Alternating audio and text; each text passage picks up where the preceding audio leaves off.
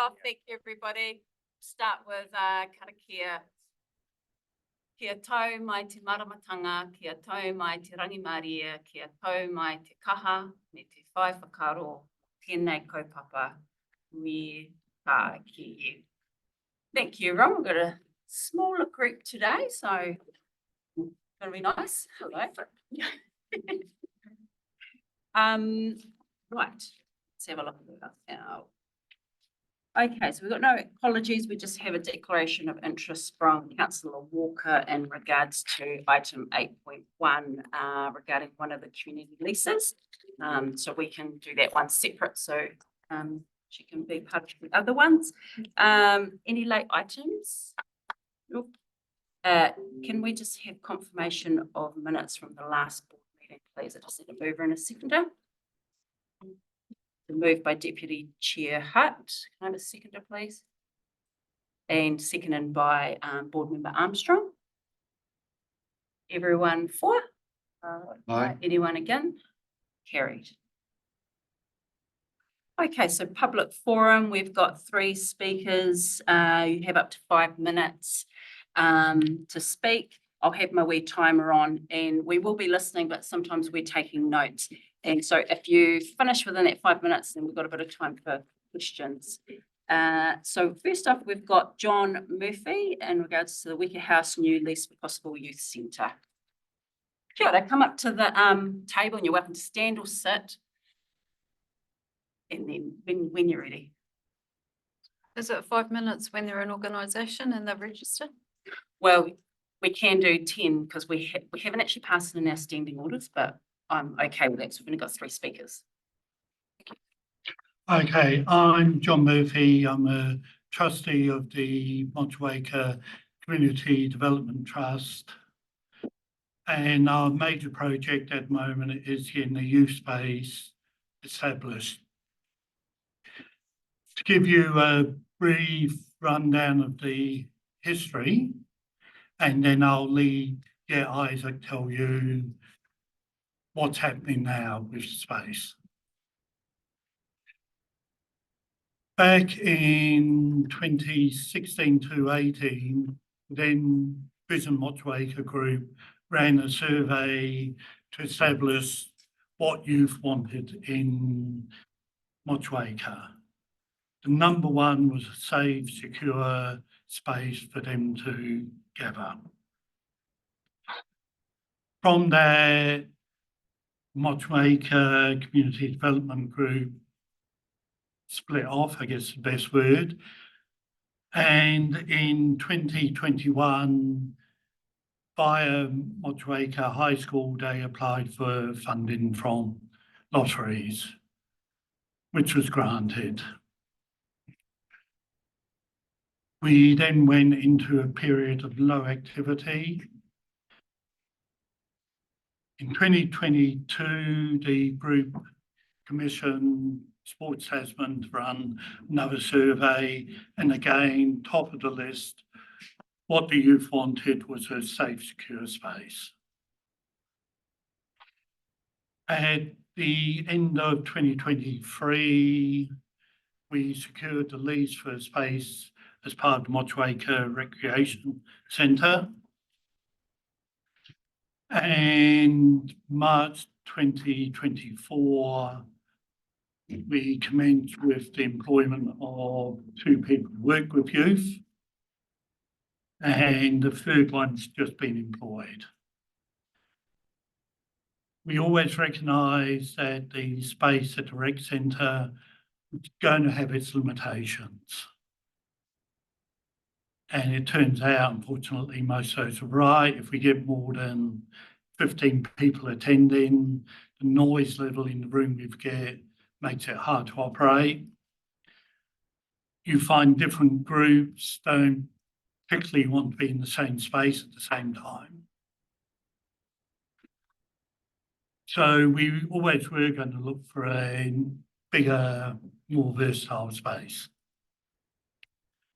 So when the proposal for Motueka House was presented to us, we grabbed it with both hands. I'll now let Isaac talk about the experience and where he can see that we can use that space. Yeah, kia ora koutou. My name's Isaac. I have the privilege of being one of the youth workers down at the space for the last, just over a month. It's been really cool seeing it go from scratch to where it is now already. As John said, like we're getting 10 to 15 young people in there every day in the after school drop-in space that we have. And yeah, we've basically got two zones in there. There's a couch and a couple of bean bags and then another couch. So pretty much once you get past about 10 people, it's pretty noisy in there. And yeah, unless it's young people who are willing to really share that space with each other, there's not a whole lot of it there. But we also run a music program on Monday nights as well, which is going okay in there as well. But we can see that if we had a space like Motueka House, that drop-in space, just having that much more room in there is going to be quite positive for the young people. I think having their own space, having room to have conversations and properly connect, being able to connect with each other like that is going to be awesome. Also, having a space that big is probably going to be scoped to be doing collaboration with other organisations that already exist in the community and are already providing services, but just sort of being able to be the conduit between that is going to be really helpful. And yeah, creating connections for young people amongst each other as well as within the community, creating those pathways there for them to access whatever services it is, whether it's well-being based or education and employment based, things like that. Through our conversations we're already having with the community, we can see there's a massive need for that. And just with the space itself, having a third team member joining us shortly and having an area like that where I think would just be a lot nicer to spend time, and being able to open the hours there a lot longer. It would be really cool to have it as a space that young people can come to, whether it's to access services or, even get a washing machine in there and do the laundry and have a shower. We'd really want to look at young people 16 to 24 as well with this, who aren't in employment or training or anything like that, having a space that has value for them. And then as well with the separate rooms down the other end, having a quiet space that could double as an office as well as a room for counselling or something like that to take place, one-on-one mentoring, things like that.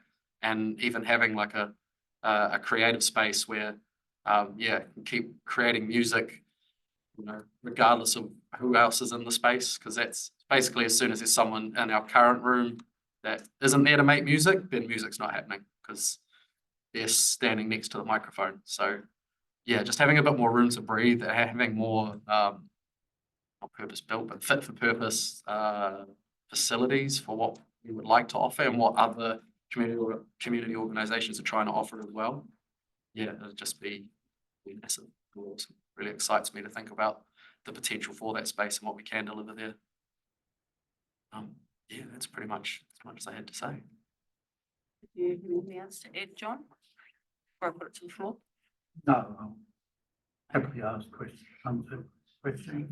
Yep. So first of all, obviously awesome, like something that has been around the board table, and as you know, through other organisations, I don't think anyone would disagree with having a space for youth. That's something that we know is needed. And thanks for coming along to share that the option of coming into that new space. Just got a couple of questions. How many youth are currently accessing the rec centre space? So the current rec centre space for the after school drop-in, we're seeing at least 10 a day. Last week was probably the busiest week we've had, as word has spread, and we're sort of having towards 15 actually coming and spending time in the space. And that's not counting the ones who come in with their friend and oh my God, it is true, and then leaving. Yeah. And run off to their sport practice or something. But yeah, I'd say about 15 a day on that one. The music program, the numbers for that one is sort of about 2 or 3 per session, but that's because we've moved the day that it's on to try and make it fit around sports practices and things like that, and have kind of just held off on promoting that for a minute. But yeah, I can see everyone we do talk to about that's pretty excited by that one as well, so a lot of potential to grow there. do you guys project will be the numbers when you move into the new space, and how will you engage with youth to make it attractive for them to go? Okay. Said what moving into new space will allow us to do is collaborate with people like the police to catch those kids who aren't necessarily in education. So by extending the hours, unfortunately, while we have two spaces at the rec centre, they're quite physically separated. So you can't go away and have a one-to-one consultation with a youth and supervise the other space at the same time. They're too far apart. Based on Golden Bay's and the Marlborough experience, I'm doing budgets at the moment, and I think by the end of the year, we could look at 45 to 50 visits a day.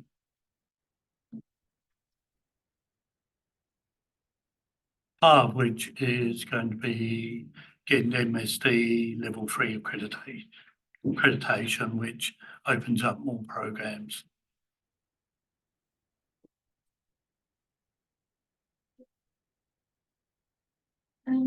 Yes, I've got some questions. Some of them has been answered. So you say the age range you're looking at, you mentioned 16 to 24. Is there some? Yeah, so we're actually we're funded for 12 to 24, but we kind of look at those two groups, that 12 to 16 and then the 16 to 24. They've got quite different needs. So getting a lot of the 12 to 16 age range at the moment, through that after school drop-in space. Those evening programs like the music program and some others we're working on, as well as some things we'd like to deliver during the day. So during the school day, we think that's going to bring in, we're really going to target the 16 to 24-year-old group with those day programs as well, and kind of focus them on career development and just sort of basic life skills sort of thing. And the other question I had was, so this is, correct me if I'm wrong, advertised a lot through the high school. So for the youth that, or say between 12 and 16 that go to school outside of Motueka, you'll be reaching those as well for get back in the evening. We're using social media a lot, like Instagram. We're just starting to put more energy into that because we see it as a medium that young people are comfortable using. Like they'd rather send you a DM on Instagram than an email or a phone call. Which is why we're going to do email and phone call training, but it's beside the point. Posters, putting posters up around, using social media, and probably word of mouth is our biggest thing. We've been at the school promoting what we're doing simply because that's sort of been our first port of call for where we know we can reach young people. But now we're starting to talk to the other organisations in the community and start to expand that net wider. And we're hoping that social media and word of mouth, which might be boosted by some physical posters around town and stuff like that, could help. But ideally it's going to be social media and word of mouth that reaches wider than just the immediate young people. So as you're doing the budgets, do you need tenure of lease? I can't remember, is it 1 year that the council's offering this stuff? Do you need more than 1 year? 5 years. That'd be enough. Awesome. That's my question. Any other questions? No. So we'll be discussing this later in the board meeting, but thank you both for coming along and sharing that.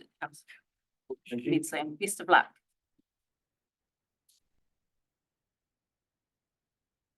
Mr. Hellier, I've got a topic down.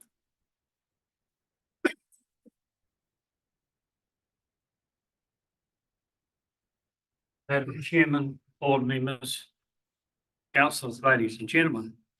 Recently, the board member Nicholas Hughes was challenged to a bare knuckle fight in a Facebook page by a council compliance officer. While I agree this was a challenge, there is also an element of threat involved, and it's just not on. I'm aware of a landowner in the Mootree finding a compliance officer parked in his driveway at 7 a.m. in the morning. I'm aware of a woman home alone with her infant son in rural Tasman being severely frightened by a compliance officer staring into her home. I'm aware of a compliance officer accessing the property of a woman living alone and peering into her bathroom. I'm aware of compliance officers behaving like mercenaries, evicting people from a commune, referring to them as riffraff. I'm aware of a sad and lonely suicide that may have been the result of persistent victimisation by a compliance officer. I'm aware of an unlawful surveillance of a mortuary property by a compliance officer. And now we have a compliance officer challenging a member of our community board. They're all a bunch of highly paid thugs who threaten our political representatives. Ladies and gentlemen, the primary purpose of local government is to serve and protect its citizens. How can they do that if they're being challenged and threatened over what they say? I'm calling on the board to have this resolved by demanding a public retraction of this challenge. There is also an inconsistency here. If the roles were reversed and a resident or ratepayer threatened a compliance officer, the resident or ratepayer would be deemed a dangerous person and be added to the dangerous persons register. Will this compliance officer be added to the dangerous persons register? He should be.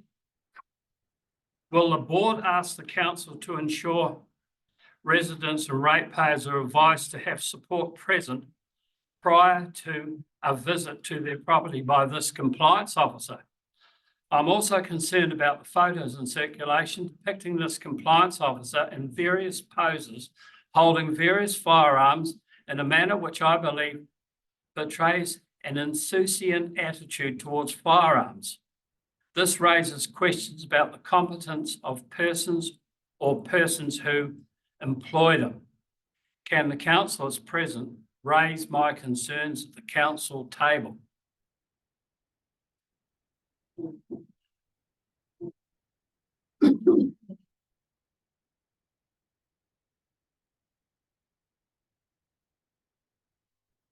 Matthias Schaffner.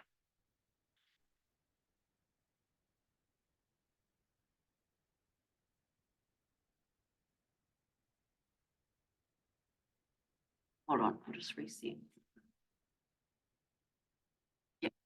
Yeah, Mr. Hell, you mentioned the threats against board member use, and I'd like to put this in a wider perspective because it's not kind of one-off situation. Many of us are aware of the assault against the Member of Parliament, Maureen Pugh, last week when she met with members of the Golden Bay Community Board. And for example, another incident was last year when Mr. Julian Batchelor gave a presentation in the Hope Hall, and there were also threats of violence and some councillors involved. So the question for me is, why do we see this kind of behavior in our district on a local government level? And I think we can find a hint in the board's report today under point 713, quote, council values, concerns raised with the importance to ensure all staff role model council values, sharing some examples where questionable if they are being followed, quote. And so in my words, I would describe it more that we don't have a culture of a civil and open debate in our district. And obviously this leads to frustration and anger, and in some cases, like we have seen, to assault or threats of violence.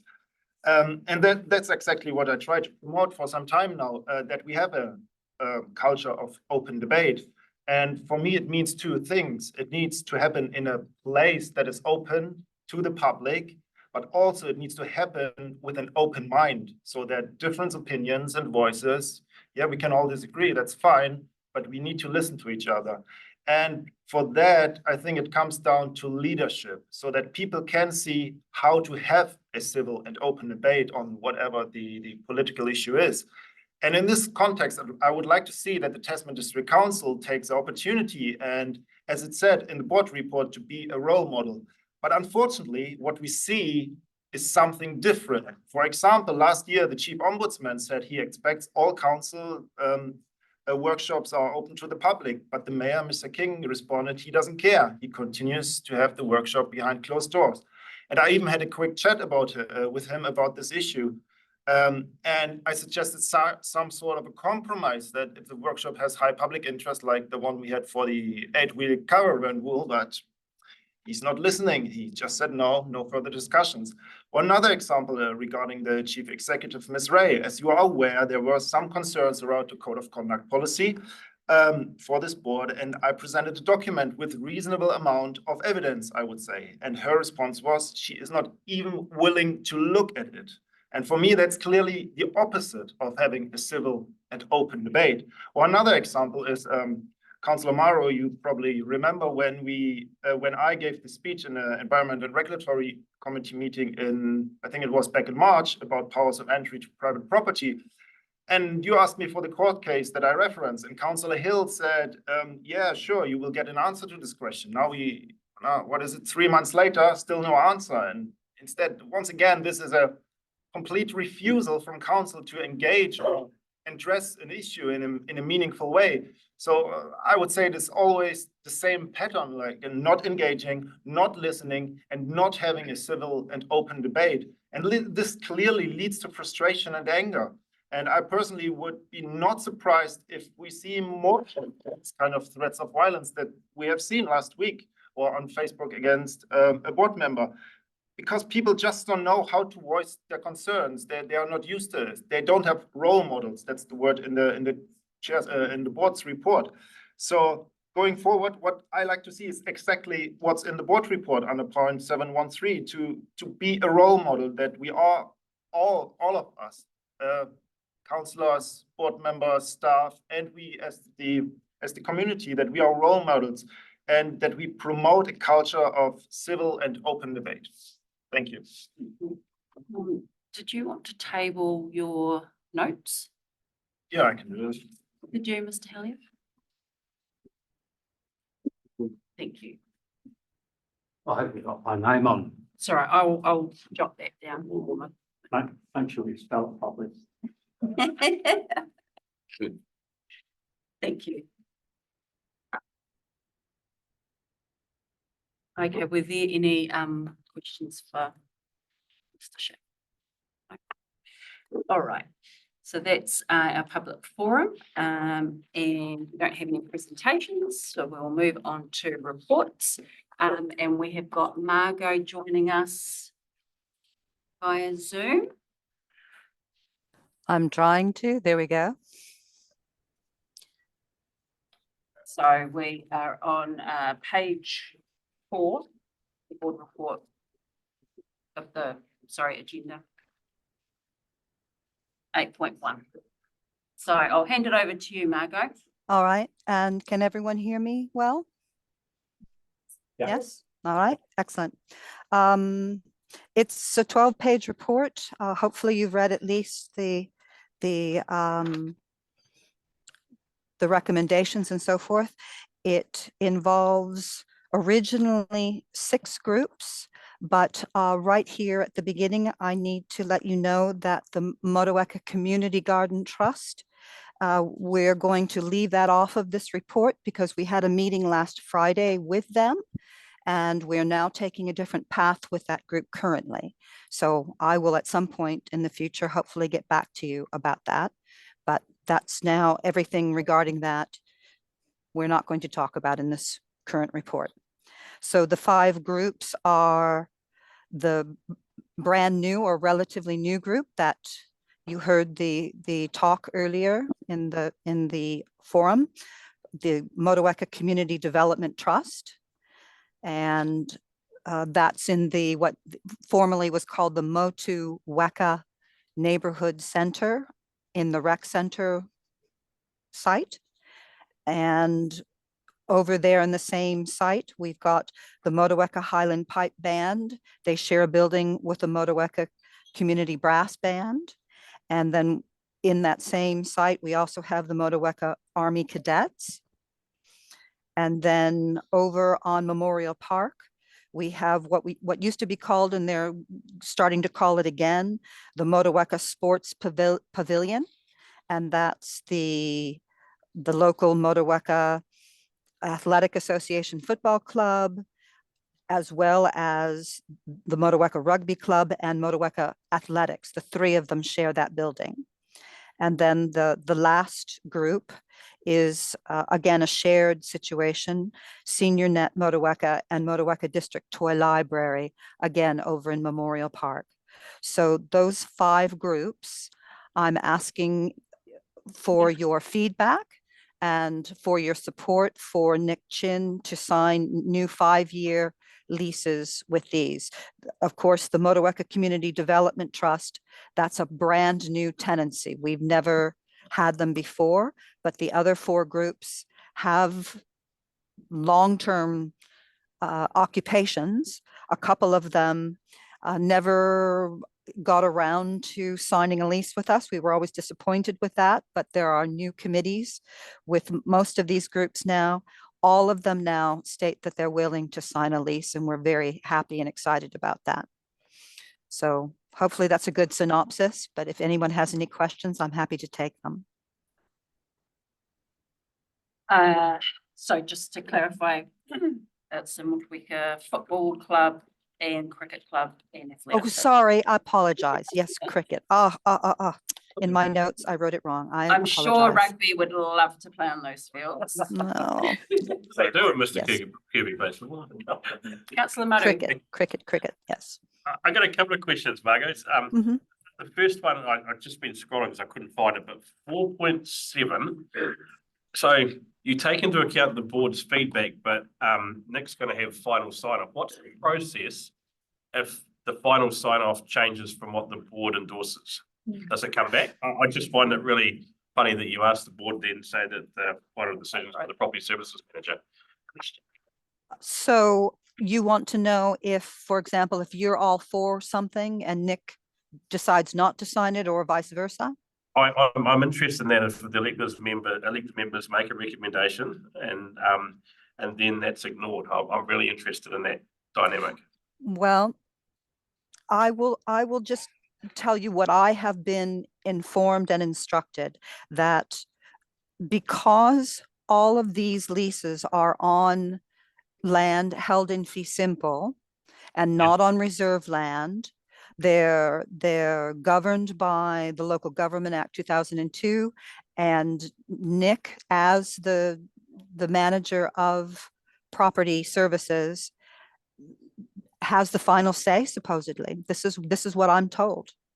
So what I'm just interested in, maybe it's through the chair for Mr. Kirby to hear, is that if for some reason there is a different outcome, I guess I expect it would come back to the board for a discussion. Great. Thank you.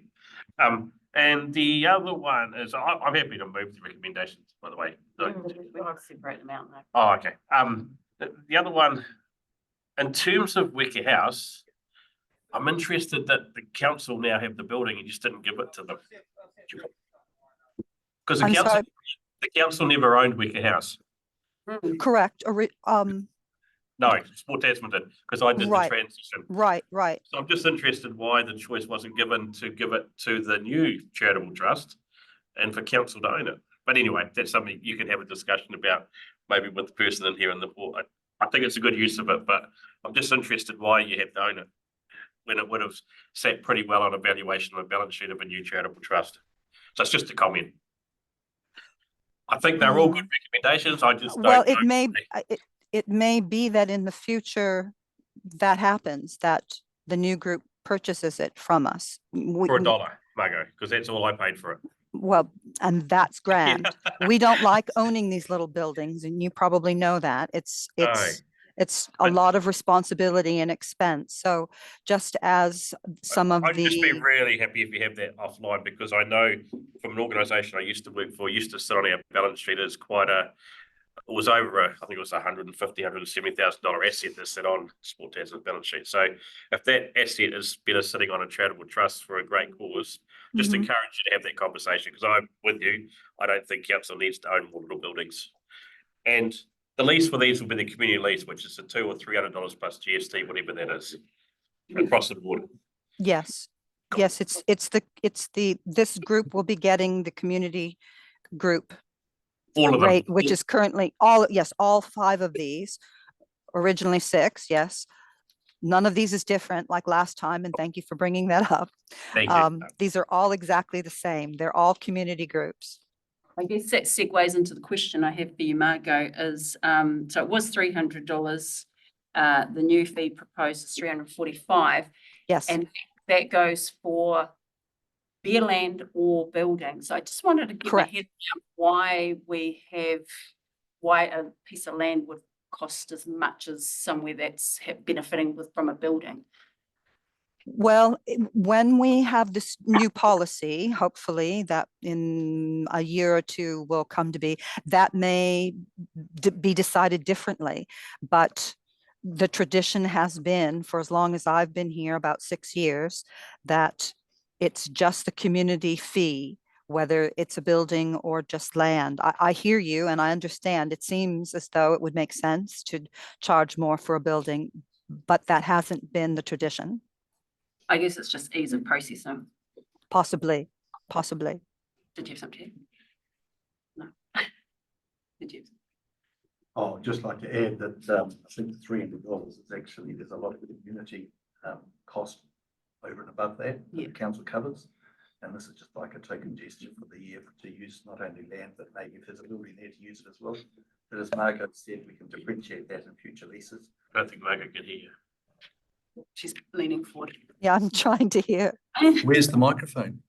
There. Yeah, but Speak up. speak loud. Or you won't be heard.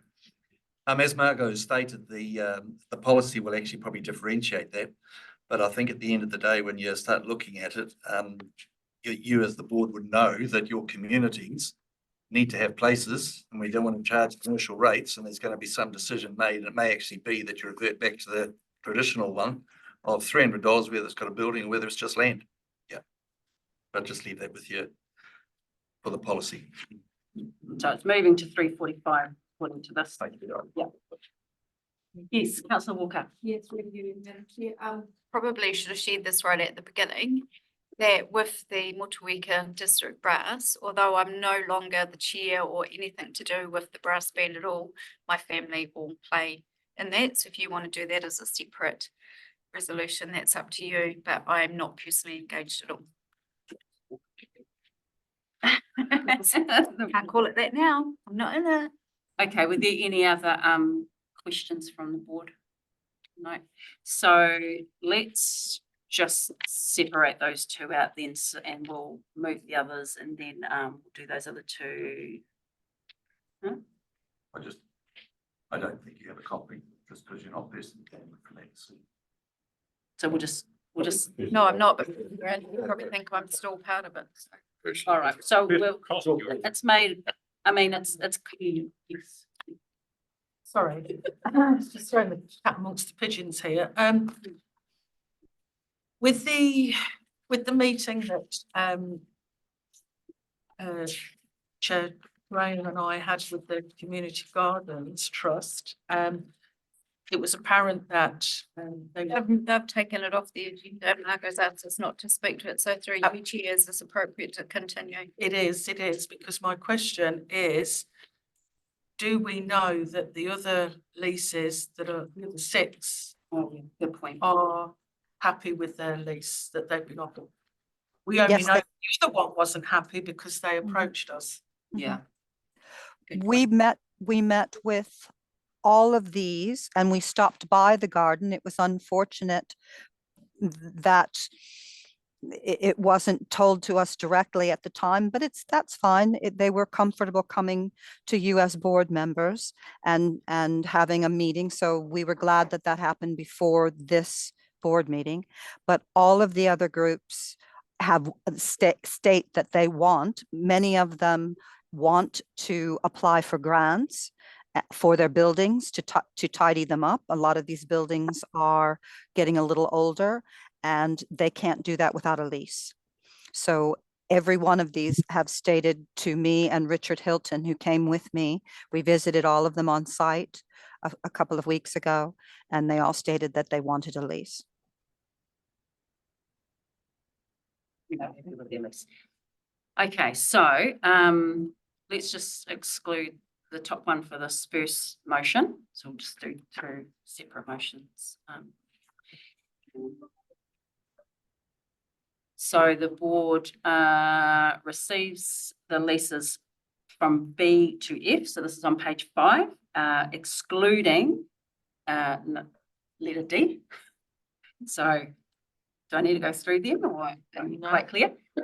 Okay, so, that the leases are, that we endorse the leases as put forward in the report. So, councillor Murray is happy to move and Deputy Chair Hutt is happy to second. Can we add in that, but if there is, can you, Oh, yeah. whatever clause, if there is any deviation from the recommendations, can it come back to the board? Yeah. Sorry, yeah, That's good. happy to move that. Does anyone, See any significant deviations? In other words, they're not signed, so if there's a little thing and it's sorted, it's great. full stop in the right place? Anyone against? Nope. Everyone for? Yep. Carried. Okay, so the separate one that's excluding councillor Walker in the vote is A, the Motueka Community Development Trust, to give them a new lease to the building. Councillor Murray's happy to move. Could I also move a slightly different one and also just have staff liaise with the trust and whether they perhaps might want to take the building as well? I just don't see it being important for council if it can help a group. Is that okay, Marcus? So you hear me, Marcus? So the other part of that resolution. Yes, I hear you. Yes, and I council think that's, officers- Yeah.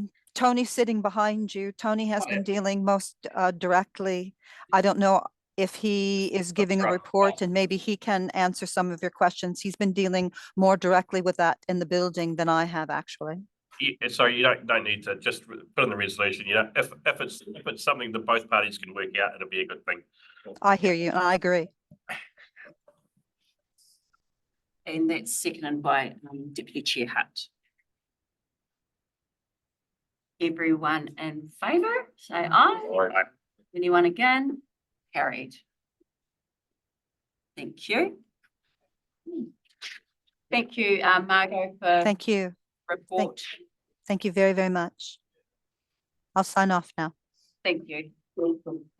So just discretionary fund applications withdrawn, that will come back next month possibly. So just moving on to the board report, page 26, 27, 8.3.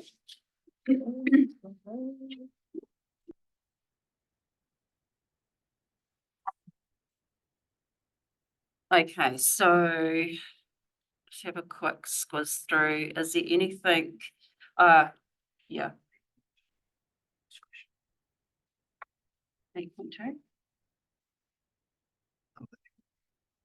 Oh, hold on, is that?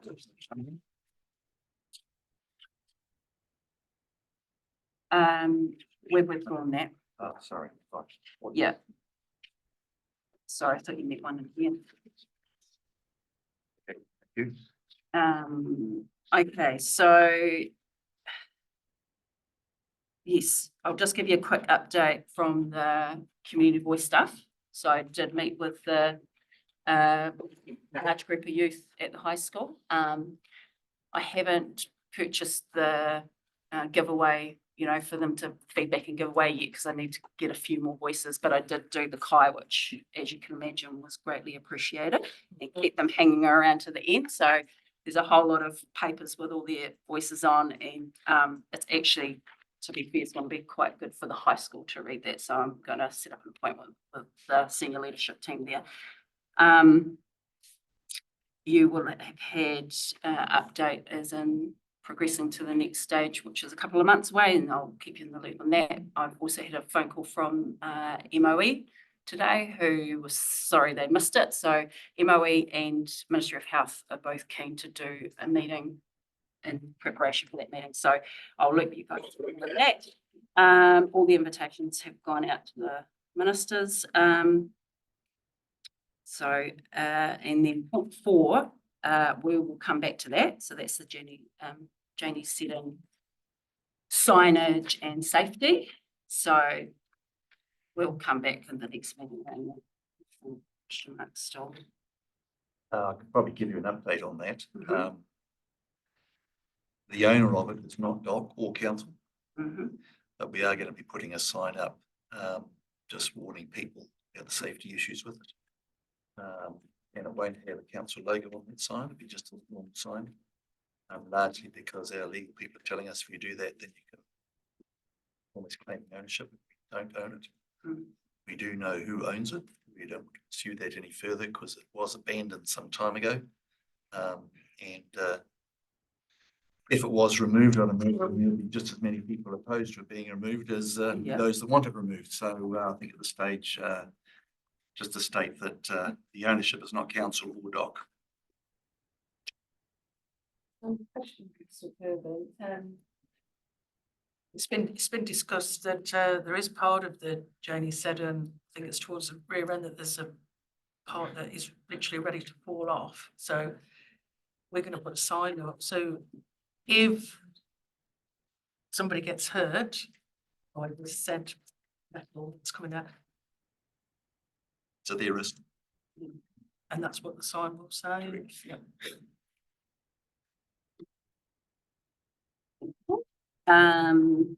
So just moving on to community concern. Oh, did you have something to say? Yeah, at some point, it's gonna no longer be a cool looking boat. It's gonna collapse, and somebody then is gonna have to, it's then gonna be an eyesore. And then everyone is gonna be on our cases sort of thing to sort out the mess. It might be 10 years' time, might be 20, it might be 5, depending on a storm. So it's only at the moment that there's issues. Pretty soon it's going to become rubble. Anyway, that's sorry. I think we all It's understand a very, Yeah. that.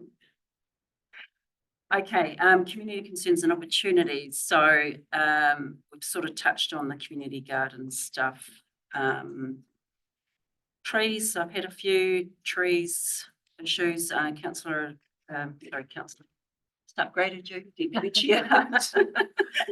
Deputy Chair, been engaging with some residents, so that's something that may come to the board in the future. The main thing around this is impact on wellbeing. Now, would you like to talk about the Motueka Kaitiritiri, some of us service proposal? Yes, it was. It's been sort of bandied around for a while, and I believe there was a bus this last year, Richmond to Whiting Beach, and Madam Chair, please speak up. No one's hearing you up there. I can tell you that right now. oh right, That's why half the people go away halfway through the meeting because they can't hear what we're saying. right, okay. So there was a bus Richmond to Kaitiritiri that was organised via TDC, I believe. No, Mason. Mason organised it. Now, so the feedback has been that it was absolutely fantastic, but if there is another opportunity, is it on the cards to have a stop in Motueka? Mason, this is a company or a person? CE, Criteria Reserve Board. Oh, right, okay.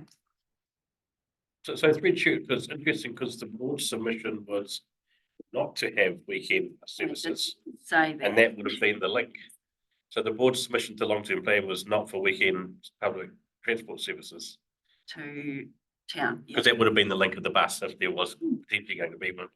Because that's what Mason presented the long-term plan about extension of service, can it link with Kaitiritiri? Yeah. Sorry, I'm confused. So the Richmond bus to Kaiteri It's funded by the Reserve Board. was funded by the Reserve Board, and it was their decision for it not to stop in Motueka. Thank you. Okay, thank you for the clarification. Yeah, I'm sure it was, Most of their clientele would come from. Yeah, thank you, Mason. okay, is that all? Yeah, we can follow that one up with you direct. So this has sort of been touched on with public forum, I think, the enforcement and legal proceedings. So I guess this is something, a workshop perhaps with staff around trying to see where the balance is with when we're dealing with someone that may not, you know, have the consents or whatever, and council want them to get them on board. What the process is, which I know there's a tree apparently. Is that right, Mr. Hughes? Yeah, unfortunately, I have been seeing that, oh boy, I've got to be careful. There is a decision tree which assists council to see whether or not something is a building or a vehicle contrivance on wheels. I have seen recently, it's not even being referred to. I saw somewhere in a very official capacity in the entire day, it was not mentioned, and I felt well, not that it should have been mentioned. I felt it should have been mentioned. It should have been mentioned at another workshop, but we can't mention the workshop because it's private. It's just ridiculous, isn't it? This is just ridiculous. So which reminds me, we do need to chase up about having the second workshop. Oh, why haven't we got a second workshop? Well, I was amazed that everything was, I was amazed that even the doers you told us were on board, and then absolute silence and nothing. And I wonder if it has something to do with the Tasman District Council not wanting to have another. This should be the most important thing ever, but it looks like cats and dogs. well, that's what I was going to say. more It probably is a matter of actually fitting into a schedule of all the stuff that they've got to do, and we've added an extra. But could we please put an action in to follow up with staff, and I'm not sure what department it would be, in Drummond's department, follow-up workshop regarding the TRMP 8-week rule. I also state that the community, despite me trying to make some headway myself, that the community board were not given an opportunity to present their case to the Tasman District Council. So perhaps that could be. And we got plenty of replies, paperwork, but we were not given the opportunity to present our case. And that is not in the, I don't feel that is in the feeling of good faith for having a workshop when I'm it's a wondering if one-way it's street. because their workshops operate quite differently to our workshops. I don't know, councillors maybe have to elaborate, because ours are quite free in the sense of we can engage. Councillor Walker? So through you, Chair. So my understanding is that because Councillor Muller and I pushed it at one of our Thursday meetings in the chambers, that John Ridd was a staff member who activated our concerns and created the workshop. So after that said workshop happened, I can share with you that I went and saw the CEO and shared my grief and concerns about the fact that this community board brought to the topic to the council, which initiated a workshop, and yet you didn't have the opportunity to speak. And my understanding is that there will be another workshop where you will have an opportunity to speak, and I shall follow that up personally with the CE to ensure that that continues to happen, and that that pathway that we created hasn't been closed for you. Thank you, councillor Walker. Appreciate it. Okay, items from public, oh, is there any other updates from board? There's no late items, but is there anyone wanted to add?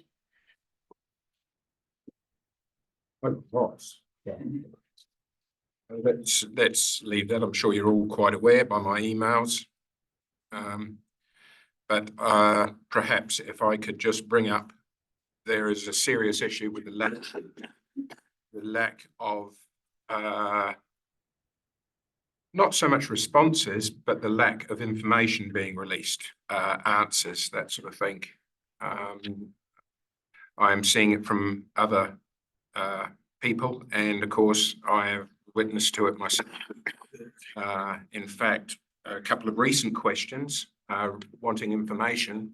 The first time I'd asked for them, though I was simply said that they're not going to provide it because I think vexatious was mentioned, amongst other things, but it's a request for information. And we as board members should, I feel, should be able to acquire information if we're asking for it, regardless of whether or not the Tasman District Council feel that they don't want to.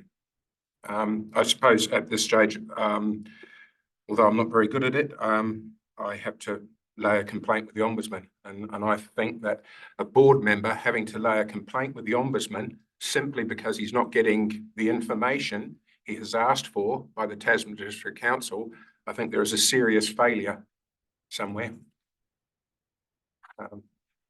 But how that's just my opinion. And if the rest of the board think it's fine that we don't get answers, I do have a question now. And so I know when you sent 3 of us councillors, you signed it as community board member, but most of your emails are just signed as Nick. Is there a difference? So is there a difference in your emails? I'm learning. I'm learning. Hey, it's just that I can't. Other challenges we talked about, this is you personally, not as a member. But I guess that's the question. So there's another one that does have Motueka Community Board. Because again, through the chair it is a concern if elected members can't get information. You think that problem yourself? So in terms of if a board member has asked for information as a board member for board business, then that's a concern. I guess you've had a challenge also with your email. I just have a challenge with my computer, and to use that, I'm quite sure the Tasman District Council know who Nick Hughes is. And if he's asking for information in regards to actions and information. Are you using your board email address, the TDC email address? Sometimes. Because I know tonight you can't even get in there. Yeah, no. We've had to go through a different way. So when, but sorry, through you chair, it's a bit disrespectful for me to butt in, but I'm going to continue. Murray just raised a point. Are you doing it as Nick or are you doing it as yourself? Are your emails on your private address or are they on your TDC chairperson, community board? Okay, well. Because there is a difference. Okay. Yeah, What that got me then, eh? What email address are you using? Simple question. I'm using both, just depending on when I've got the time. That's it. I mean, this here, I used to have the Tasman District Council on my phone. I no longer do. I can't get access to it. So unfortunately, I'm restricted when I use this. But okay, if that's it's like a game of tennis, I will now make sure I will send another set of questions to the Tasman District Council via my work email. I can't see it being any different. No. Well, there is if he's doing a personal thing as opposed to a board member thing. Well, it's still to be just fair. information. It is, The yeah. general public is seen as elected representatives. So there may be some confidential stuff that you're entitled to see where the public wouldn't, but generally it should be the same information if it's publicly available. Yep. As in time to receive. No, as in Isn't it? the information being made available, whether it's Nick personal or Nick as a community group. So, if I get, so if there's a question I have, and I send it to a group manager, often I'll get a response. A couple of times I've asked for questions that have come out of this forum and Lagoima's picked it up. So what point does it change from being a group manager response to an elected member to a Lagoima response? I don't know. I can tell you where it is. Yeah. If I can answer the question in a couple of sentences, great. Okay. But if it requires me to do a whole lot of research, or someone to do a whole lot of research, I'll make it other winner. Yep. Most questions that are asked by councillors or community board members that I can answer straight off, I try and answer straight off. I have to say that I probably spend 2 or 3 hours a day with emails just like that. It's a challenge. Okay. Clarify things. Yes. So is it worth us getting IT to help you sort out your phone and laptop? Well, look, that's embarrassing for a start off. Certainly seeing my failures on computers. Well, it's also But important that you We can. get knocked off all the time, mate. I was up Meeting at we tea get last week because I got knocked off. let's not further hold up proceedings with the community board. We've got other things to discuss than Mr. Hughes and his failings on computers.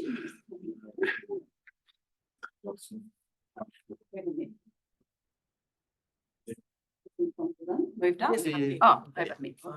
Okay, cool. Someone, so Holly might connect or someone might connect with you. Okay, so let's move on to items from public forum. So, the first one, John Murphy and Isaac, what's Isaac's last name? London. London. Mhm. Isaac London. Any discussion around that? Yes. Well, I just think it's an excellent proposal, and it's happening. This is what many people have been complaining to me about, not having a centre for youth. Here we go, it's happening. Yeah. So let's hope that it all gets used. Yes, that's the biggie, because I know a lot of the feedback from youth was to have it central, like the library. So at the moment, a lot of them come to the library because there's free Wi-Fi, it's warm. There's a playground over there. There'll be a basketball court there soon. So I too hope that'll be used. I guess one of the things to feedback would, or two things, but one would be, it'd be really good to share the whakapapa, the journey of that centre coming into creation, because it's been a long time and there's been a lot of people involved along that journey, and each of those steps should be recognised for it to come to the fruition it is. So I don't know, Councillor Walker, if you could feed that back to the group, your committee would be great. And I'm hopeful that it's a drop in space, not, doesn't go down another avenue. It's very hard to make sure it's a positive vibe or positive outcomes.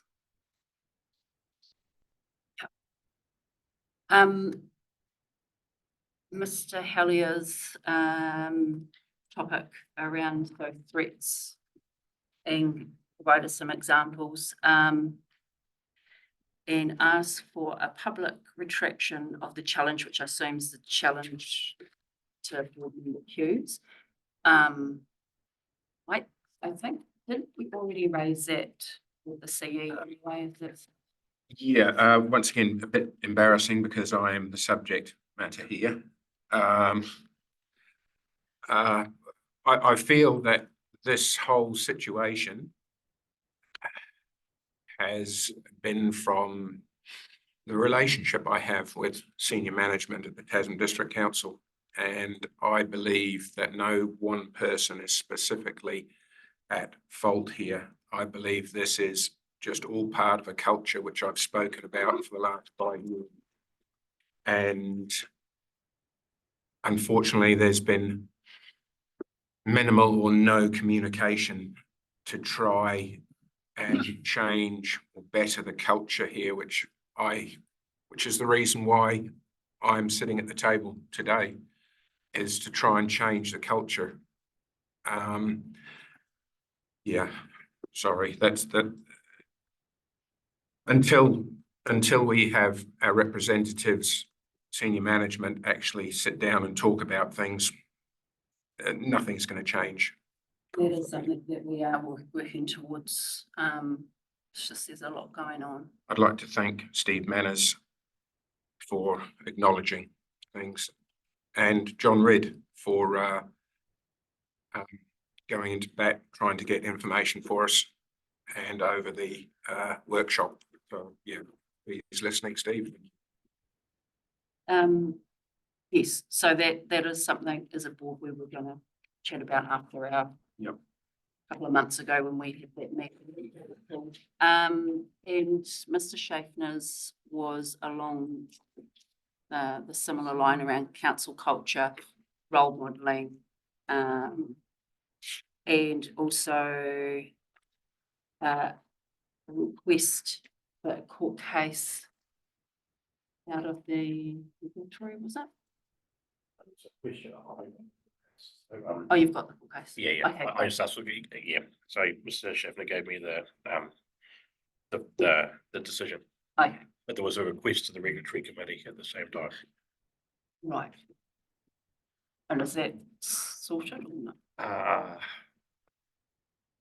Different of opinion. I think the chair or the executive team, group manager might have thought they'd responded, but I don't think they've responded. It's a hard call for me sitting as deputy chair of the committee. So I don't, yeah, whatever the response, if there was any, I can't actually recall off the top of my head now. But there was a specific question that was asked. Okay, so I don't know what it is and who needs to talk to who, but is that an action that someone can see if that's been done Mr. Cooper, without knowing who? I'm not for the background of this, but I'm happy for you to just prompt. I think Kim's just prompt Kim on it and get the message back. Yeah. Thank you. I suspect it's just an innocent forget. Okay, that's great. Thank you. Deputy Chair. Yep. So with the comment about workshops. Yes. So I just wanted to clarify as well. So if the workshop is private, you know, so we can all speak freely, etc., etc., it's a learning process, then that's a workshop. If it's open to the public or videoed or whatever, then it's not a workshop, in my opinion. It's a council meeting. So where is the line? I guess. The members make it to a centre because you've already talked about having 2 workshops, the board having workshops, which won't be public, which will be closed. So I guess it's where you decide that frank and free gathering information rather than decision making. There'll be some workshops that are, the reason for it being called a workshop is that it doesn't go through a normal process of preparing an agenda, going out with the agenda 3 days beforehand. It's generally a debriefing exercise where staff have an opportunity to raise issues and get feedback from councillors that generally result in some sort of report that ends up to council. That's generally what happens. There are occasions when there's a confidential discussion around, I don't know, strategic purchases or whatever that's had, and obviously it's not for the community to come to. But I understand there are some workshops where the agenda is put out and the community can come to those workshops if the discussion is just free and frank and not involving any commercial or legal kind of debate about things.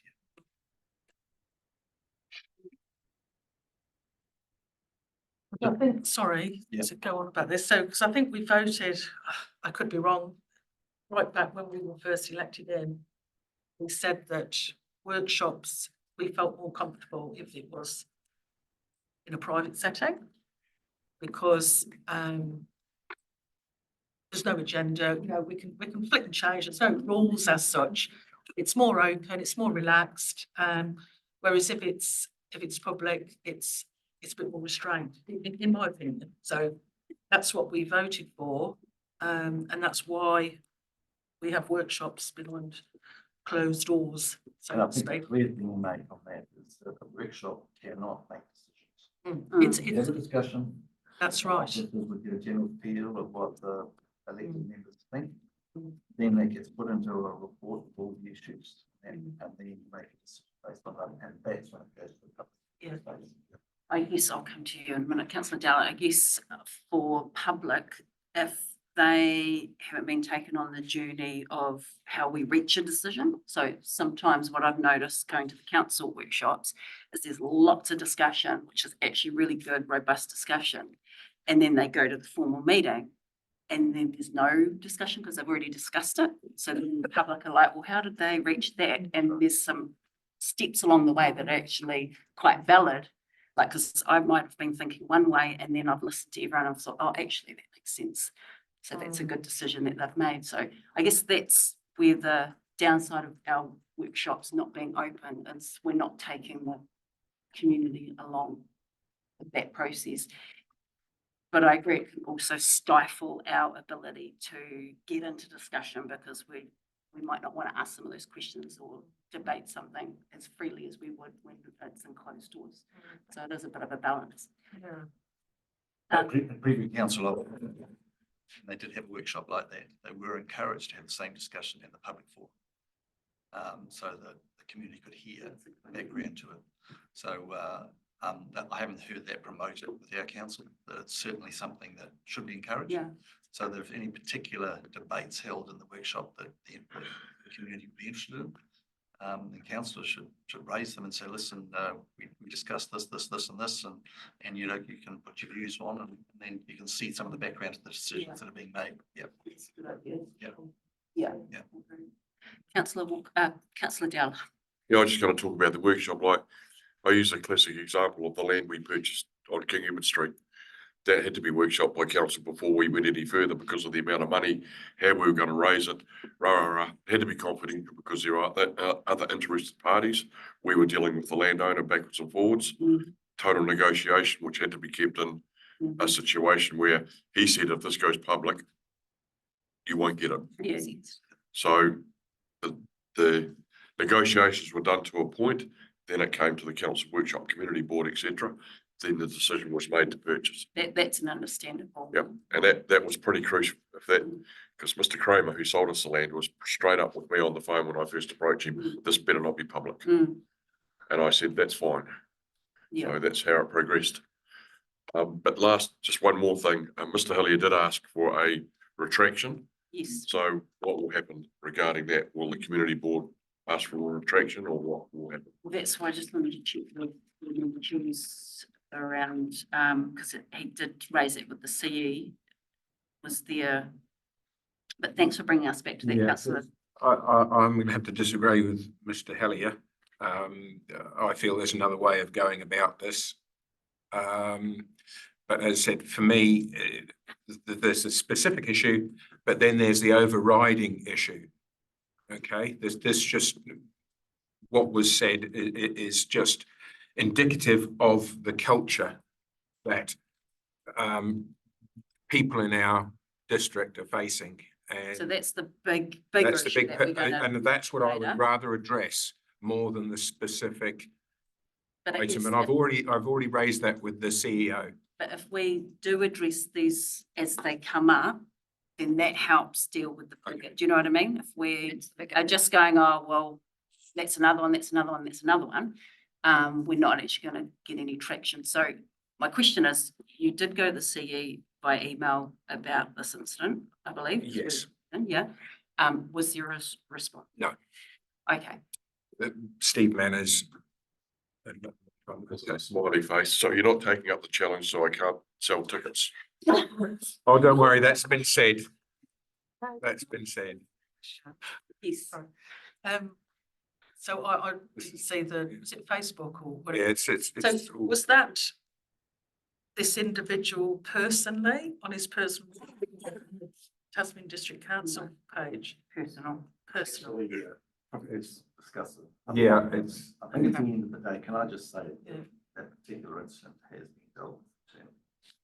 I guess it would be good if that got relayed back to the person that it I'm affected. surprised you have been told that, but I know, talk to Steve Manners about it, that it has been dealt with too. Unfortunately, once again, see, it hasn't actually been dealt with because when I mean it's just. Be careful what you say. I have to be so careful. That's right. I believe it is the culture that's caused this incident. That is what needs to be addressed, not just a Band-Aid on one item. I'm aware of that, board member Nick. Okay, Totally aware of that. thank you, thank you. Manners is totally aware of it. But for privacy reasons, all I can say to you at this stage has been dealt with internally. Yeah, and I've tried to not Yep. bring it up, but yeah, okay, thank you. Move on. Okay. Thank you. No, that's not a question. It's individual. Yeah. Okay. Yes, councillor Walker. Sorry to drag this on a little bit, but through you, Chair. So going back to workshops. Yes. So we have a workshop here, which is quite a different, as has already been mentioned tonight, structure and format to when we're over in the chambers. And I glean that conversation that you started was that you want to be involved in the workshop in chambers, as we want to open those workshops, some of us, to other people. So we've skimmed over the top because we can't drill down because we're in public, but we had a workshop recently which didn't go so well, where your voice wasn't heard. So we specifically asked to try and have other members of our community who are involved in this. And I got shut down and said, no, it's a closed workshop. So regularly we have councillors that sit in the chambers and say, for this next workshop, would we be able to open it to the public? We keep getting shut down on that. So here's my question to Mr. Kirby. How do we get some traction and movement on that? Because Nelson City Council, for example, they don't do closed workshops. They are transparent, and the councillors live with the decisions that they make because they are representing a voice within their community that elected them on to be that voice. So if we can't be that person because for whatever reason, then why are we as councillors? So my question back to this board is, when we do a workshop, are we going to be transparent, or are we going to do it behind a closed door? And how do we get some movement over in the chambers in Richmond? So I shall have my drink calm now. can we invite can. people into workshops? So like Councillor Wood was saying, you know, blah, blah, blah, can we open it up? But could a specific invitation be given to someone to hear the other side? Because You could do that. You probably wouldn't call it workshop, then you call it a debrief. oh, yeah. Yeah, which is the same thing, but it's just a debrief. The purpose of a workshop is generally it's focusing on the elected members having a private confidential discussion. But a debrief, if you want to bring someone in to give you a bit of a debrief in an informal way, that's quite common. Yeah. But they can still speak as if it were a Well, workshop. it's not a formal meeting, so it's just like Yeah. going down to the coffee club and having just have it here with the board members. Yeah. That was, sorry, Mr. Chairman, that was my initial query was, you've got a council meeting, you've got a workshop, sorry, speak up, you've got a council meeting and you've got a workshop. They're two very different things. Yeah. Yes. So, if you have a workshop and it's a place where you have open discussion, you can ask your silly questions and all that and get your information before you make a decision. If that is not the case, then it's a formal meeting. It's not a workshop. So you haven't gone a formal agenda and gone through the whole process that under the Local Government Act. So it's not. So in my opinion, just my opinion, I really like the workshops being private because, you know, that's where we can learn, we can ask questions. And then we can get the information to then talk to the public and say, well, actually, we came to this decision because of X, Y, and Z. That's my opinion. What you can do is if you want to have a workshop amongst yourselves, you can actually publicly advertise that. So listen, we're going to have a workshop to discuss this particular item. You're welcome to come and attend and listen to the conversation. You can do that. And it's still called a workshop, not a debrief. Well, you could call it deeper, it doesn't matter. You're all meeting to having a bit of a discussion and you've got people listening. The risk is when you have something like that is the people that are listening might want to enter the conversation, and that's where the chair has to be quite firm. This is just a discussion amongst the board members. If you want them and invite them to come, that's up to the chair to do that, to make a comment, but they can't sit around the table and have a debate like you do. Yeah. Because through the chair, otherwise they would be an elected member. Correct. Like we are. Yeah. Even during a workshop, debrief. Well, it's up to the chair. I mean, if you want them to join in the conversation around the table and you have a general discussion, then that's everyone as well. Yeah. Just thinking, because we did invite Mr. Williams to a workshop around the e-pods. Oh, yeah. And well, maybe it was more of a presentation, but we had other things added on after, which he You can do that. Yeah. Councillor Walker. So I guess I'm a little bit confused because, you know, some people who come and want to join in and be a part of don't necessarily want to be a board member or a councillor, but they may have some knowledge or skill set or experience that they could kind of share and help us make more rounded, informed decisions. So that's why I think our workshop should actually be a bit broader than what we are as our holy little huddle, because I only bring so much to the table. And at the minute, that seems to get less and less because our meetings go on, and then we have a workshop to go to after this, I might add, this evening. So I don't know how you glean some jewels that sit within our community who don't necessarily get called to be an elected member, but actually could teach us and support us in a really constructive, helpful way. So And you can do that. The only challenge that you would have is that you've got to have some sort of meeting controls when you have something like that. Otherwise, you end up with a whole debate and all of a sudden it just denigrates. So you've got to have some controls, even though it's a debrief or a workshop. And that's why I suggest that the chair of the workshop, whoever's chairing it, controls who's and you can have people come and attend and present their views if you want to. Correct. Yes. So that being said, if other people can come and they can get to speak up to chair, how do the people know that they can come to the workshop that's not published? So the workshop we've got after this, I don't actually know what was an information, an information report on this agenda, because everybody in this district will be quite interested in that content. And I get what you used to do at another council. But I haven't got time for the theatre of council to relitigate the stuff that we've talked about in workshops just so it gets heard again. It becomes theatre rather than, so I'm sort of with Councillor Walker as, and the board's a starting point. So do you continue to have closed workshops? Are they public workshops? And if it's closed, then it's really hard to help change the council table when you hold closed workshops. Don't invite public, but you think that council should. So I guess it's just something for the board to consider is, where as a board, are workshops appropriate, not appropriate? But it is about the journey. How'd you get there? And you miss a whole lot of stuff publicly in workshops that people don't see, and all those painful questions and discussions, and you get there and it's sort of, the biggest item on the agenda, I'm moving second because we've already spent a day talking, all the different options and all the different scenarios. And everyone turns up to hear the decision. So it's an interesting balance. Is that there's a lot of recommendations for board workshops on the community board, not part of the agenda, not part of the meeting. Yeah. So I don't know. Maybe we need a workshop. No, it's for the board because we need a workshop. Councillor Dowler. Yeah, I was just going to say, just recently we had a debrief with a community group, several community groups actually, to do over a resource consent situation. And all these groups were involved with the scenario. And to get advice, free advice from the council, they asked for a workshop, which we said, well, it's not actually going to be a workshop. We're going to have it sitting there, but they had to agree that we had a chair, which was the deputy mayor. I attended, another councillor attended.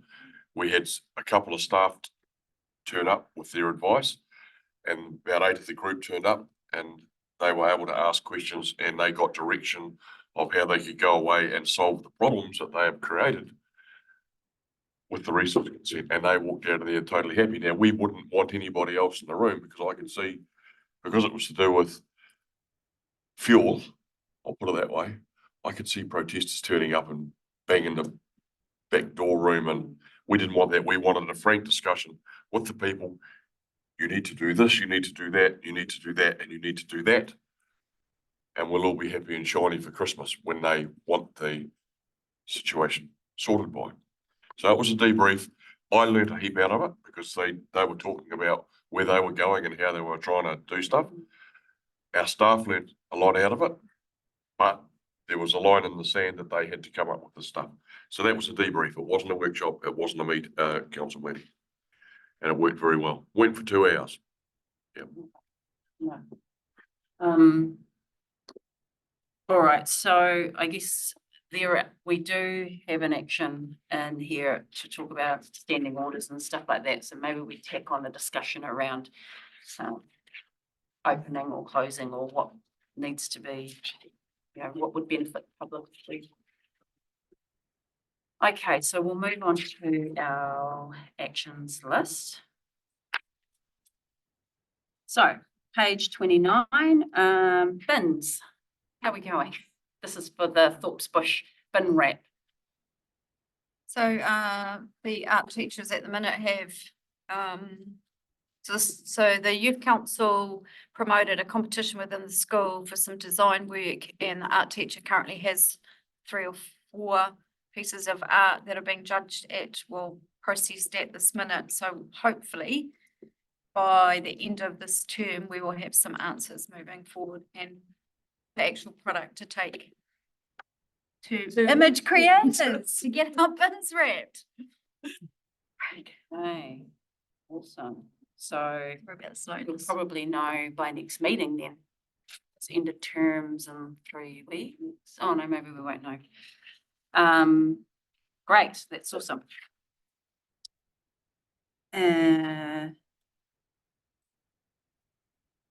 Now, I think we've got 3 in 1 here. Oh, so the standing order ones I just talked about, we need to set a meeting there.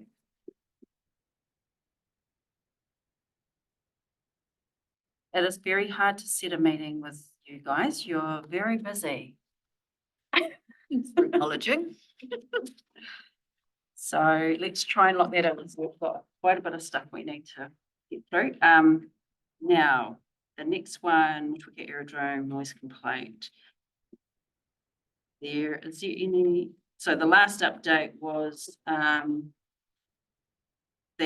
the plane is still being serviced in Timaru. That was last month.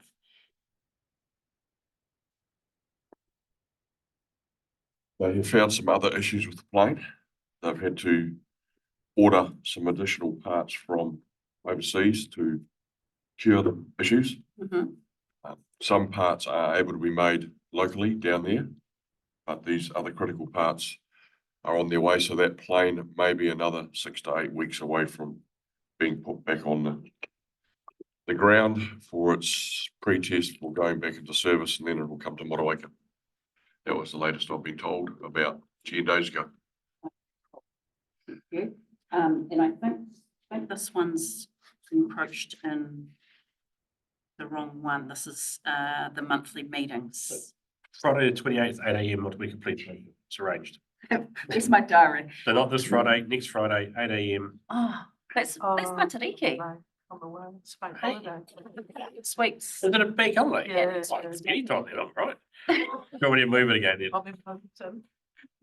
So he wasn't available this Friday. I'll send it next now. So we Okay. try and make it the 5th of July. Um, Any other holidays that are coming up? this, oh, it's good project, yeah, up there. It's accidentally gone into the same one. Okay. So, yeah. Yes, party books, public holidays. Ian's worried about the aerodrome. I think that's a- yes, No, no, what I have some I'm trying to do is put it in, but, well, that's in here actually, sorry. But yeah, that's a good point. So, yeah. Get, okay. All right, I'll put a note that we do that. It's licorice. It's chocolate licorice, just to, It's not rat poos after all. yeah. Chocolate's more. Okay, so that's getting reset because we're not meeting that monthly. Do you guys want a chocolate bar? So if you just pencil in the 5th. It's going to be rescheduled. Pencil the 5th of July. I feel like I've got something. At 8 AM. Yeah. Before I cook my 400 Not only does sausages it for suit, Matariki. not only does it suit me very well, it suits Marty really well because he has an 8:30, 8:45 meeting when he's gone. So, Okay, so Friday, 5th of July, 8 AM TBC. Okay, no, police station. no, TBC as in to be Oh, confirmed. to be confirmed. Yeah. So, yeah. Sorry, TBC. yeah, TB. Okay, Mr. Strange, I've got, there's something down here, maintenance on tables at Motueka Bridge. Is this on the right one? On to page 30. Do you know? The last thing was, visiting means shared with Steve Richards with the model and asked for quote. 2 things. Mr. Richards has to go in 5 minutes.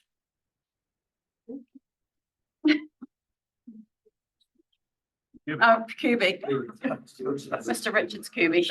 It's great that they Take it away.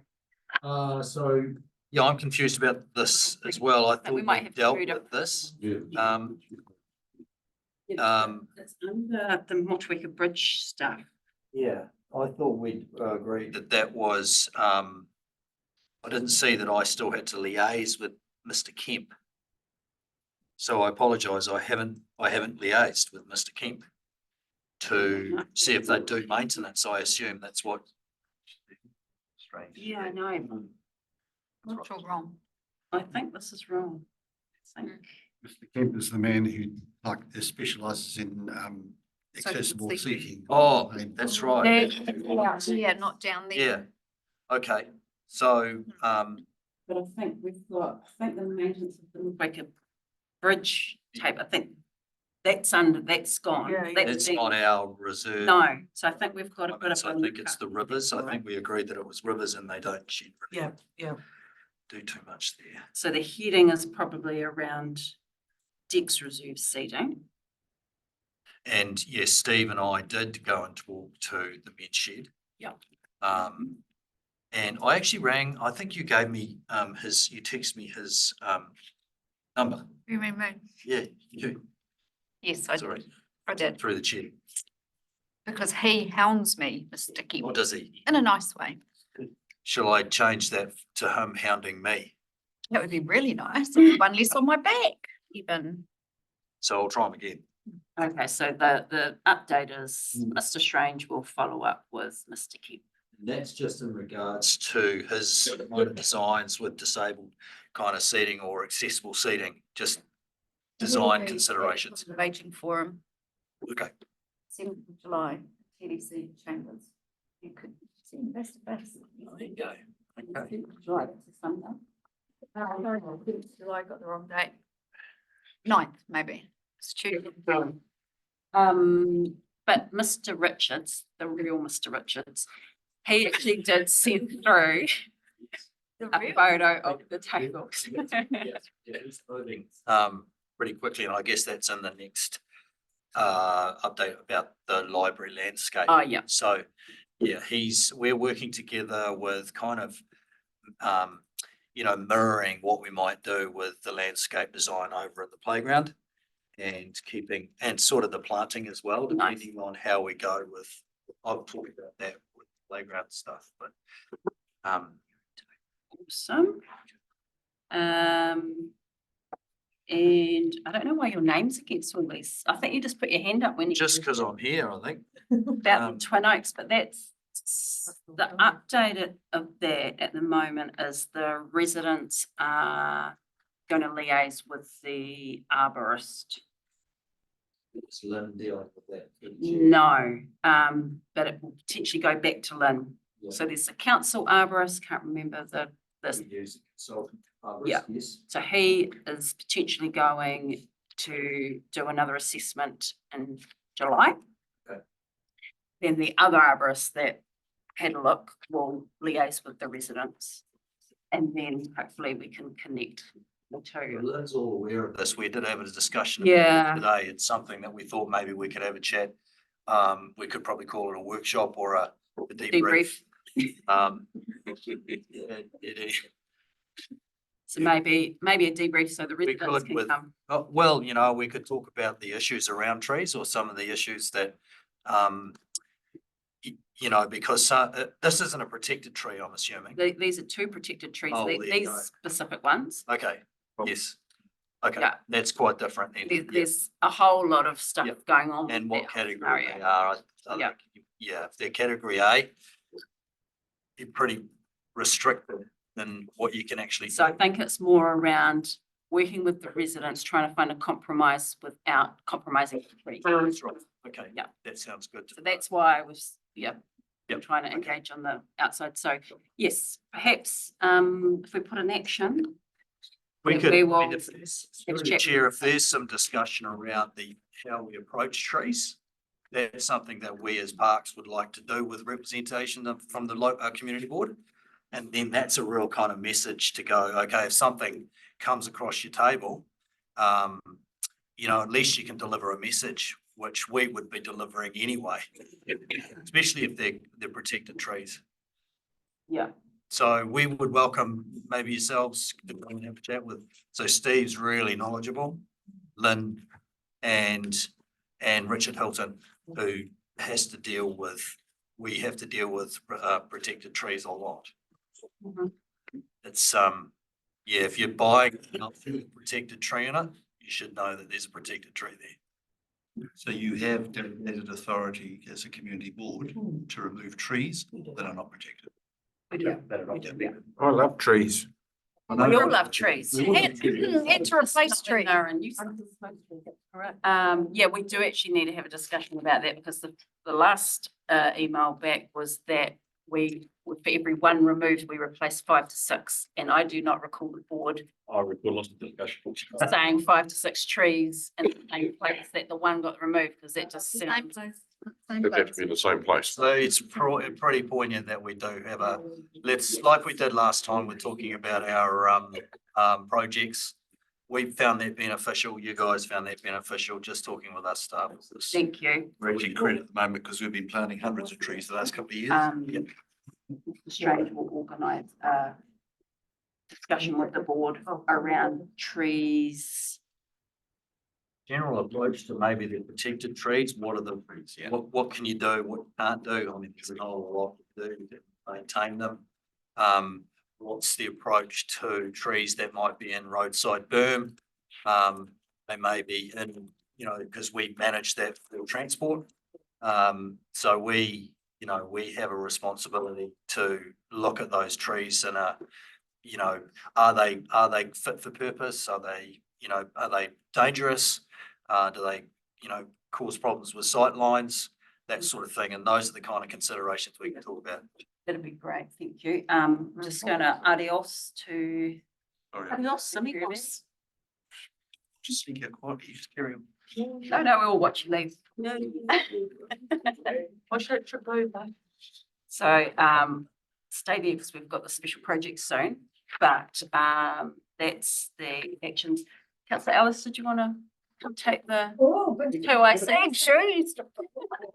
You just need to be, it's just an invitation if you want to be at the table or not. You don't have to do any advising. So 8.4, financial summary. Yes. Oh, I just better check. We didn't need a move. Yeah, that's what I'm just saying. Did we have to move the board report? Sorry, I'll move the report. Can I have a seconder? Councillor Dowler, everyone in favour? One against? Carried. Thank you. Okay, so sorry, on to financial. So on the flat book, so Dowler, yeah. I mentioned it at the last meeting where it says discretionary funds, 700 down Keep second to the Motueka bottom, Beautiful. Keep Motueka Beautiful. It's actually the Historical Wharf Committee. That has gone to them. The money has. No, the email The about email. changing. Yeah. I'm just concerned because if KMB come to get more money, it'll be like the RDA and we'll say that they've already had money, but it's like a splinter committee, if you like. Okay. It's not the same as KMB. So if that could be altered. Please. Yeah. Were there any other questions or discussion around? Was it identified? Do you understand what's being asked? Oh, we can do it at the end. She's looking very We'll confused. do it when we move it, because we'll just add that in as a, we move it based on that being changed. Yeah. So, yes, I think now that we have dates against all our discretionary fund, that's going to be a lot more helpful. The policy for the discretionary fund does not stipulate calendar or financial year. But I've had it confirmed it is financial year.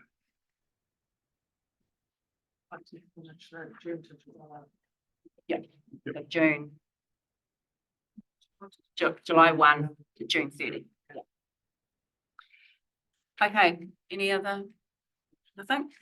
All right, so we'll move the report based on the change under discretionary fund expenditure, that the second to last item on there reads, keep Motueka beautiful, is amended to the Historical Wharf Association, Historical Wharf Committee.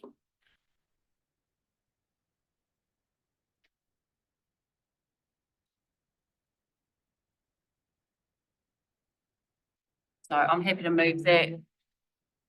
Have a seconder. Come on, don't all jump at once. Board member Hughes. Everyone for? Yep. Anyone against? Carried. Thank you. Okay, on to special projects. Right. Now, we'll go through the actions list and then we'll just, or actually, do we want to clarify that point first, Tony, that Yeah. there was some confusion? So through the chair, I spoke with Lynn today, and Steve around, the feedback that we're providing you, or advice.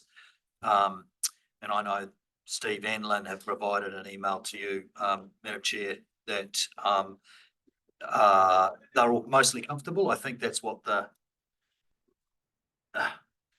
and however, the comment was, it didn't seem to have, I guess, without saying, a binding resolution to say these, are we doing that today? Are we going to resolve to do all these projects as part of your actions list? So Mr. Strange is referring to the projects, the two lists of projects that we passed at last meeting. The way they didn't have a clear resolution go back to them saying the board has da.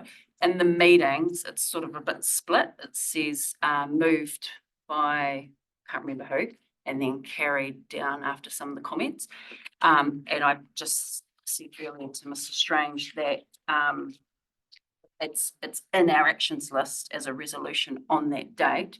The staff just need the confirmation that it's passed and that they are to carry out the work. But I believe what may have happened is our discussion was around, because there was still some costings and can we do it because it's NZTA, blah, blah, blah, that it was still sort of in the air. I guess because I was at the meetings through the chair, I was at the meetings and I remember Robin was taking the minutes. We agreed that we didn't need to write another report if we resolved to undertake these projects at that meeting. And I thought we did that I thought so. at the meeting, and I Yeah. thought it was seconded and all of that. But I guess, does it need the words? This is Lynn talking to me about it, and I really get what she's saying, because as officers, we do need kind of that official direction to undertake, even though I remember you guys, it's just that's all she was asking for today for the 23-24 projects and the 24-25 projects. So if that could be done through some sort of resolution to say something along the lines of, community board approves council officers undertaking the projects as outlined. I don't know, I'm not very good at wording that sort of stuff, but It's just got carried under that section. So if you've got access to the minutes, it's page 5. It's just got carried down the bottom. I can't see. Above on page 4, it says moved board member Armstrong, deputy chair person Hutt on page 4. So this is the minutes.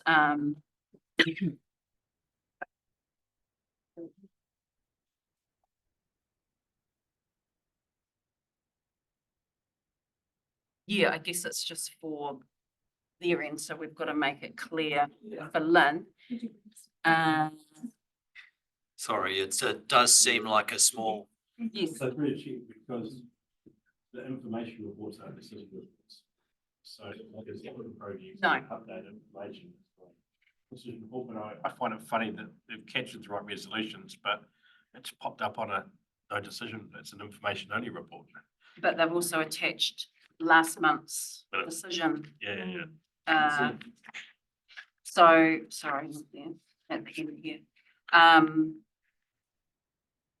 So how about, I connect with Lynn and just point out in here and see if that's good enough, because it's noted in our actions list now as a, I feel like we've got, through the chair, I feel like Parks have got a really good direction from the community board. yeah, It's just a little bit officious, if you know what I mean? That it normally is a recommendation to continue to do something. yes. And that was the only reason she brought it up. It wasn't quite clear. So it was something that we could sort of hang our hat on. I'm comfortable. I'm here listening to what the decisions that are being made. Yeah. It's not really that clear. That's all. So if there was a way of appeasing, my colleagues and making sure that we're not running off and doing some, getting some contractors in to do $10,000 worth of work on the wharf. That's been approved, Yeah. and I guess it's just a bit of confidence. So I wasn't aware that there was resolutions tagged when I opened this up and had a look.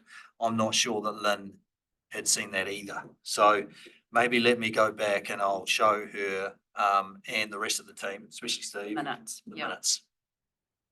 Because it is pretty clear. So do you just mind noting the action that Mr. Strange Is that show the team the meeting minutes that the board approved today? And then, You're not going to connect with Lynn? I think that should suffice through the chair. I think Okay. it's something That's that it's just crossing the T's and dotting the I's a little bit, I think. Council, should we go through this? Yes. Yeah, because then yours will in here. Okay, that's awesome. Thank you. So we'll go through the actions list starting at 36 and noted that number 1 on the actions list has been removed. That was thoughts pushed up. So just so people are wondering why we're going straight to number 2. So you pretty much just touched on that before about the accessible playground. yes, so Dex Reserve, through the chair, I can give you kind of a bit of an update. We'll be awarding the contract to our direct supplier this week. Okay, We did have to go through and check, as you do with due diligence, around assessing some that they'd put in costings. Needs to say it's coming in under budget, which I'm pretty Good. pleased about. I'm going to be coming back, hopefully coming back to the community board to say, what do you want to do with the money that we've got left? Which would be Sounds nice. good. It's really good. So I think there's a few options that I'll make a recommendation on. The Joe Bywater, who is the project manager, has just had number 2 baby, or not him, but very good. men can do anything, Not that. Yeah. So I would like to get confirmation, but it seems like we could begin this project next week. I think Maybe on Wednesday, but that is probably just around doing the digging of the 3-on-3, which will have iwi advisory over it. I'm not sure if there's any other request for iwi to bless begin the project. I'm not sure on protocol, but Joe is supposed to be all over that. But in essence, we're going to start pretty soon, like next week, hopefully. So depending on weather. Yeah, so if you've got any questions about that, then let me know. I'll take back to Joe when he's back, but You just double check through you, Chair. Can you just double check the thread of emails that we've been having from the iwi? And Renee. I know you haven't, that's what I'm saying. Can you? Maybe that- I will forward you. Could you do that? emails. I know with Joe being away with, Yes, they've, I wondered if that was the case. Yeah. Okay. I'll forward them. are they, we can forward them through and all. Yeah. Councillor Walker, Mr. Strange.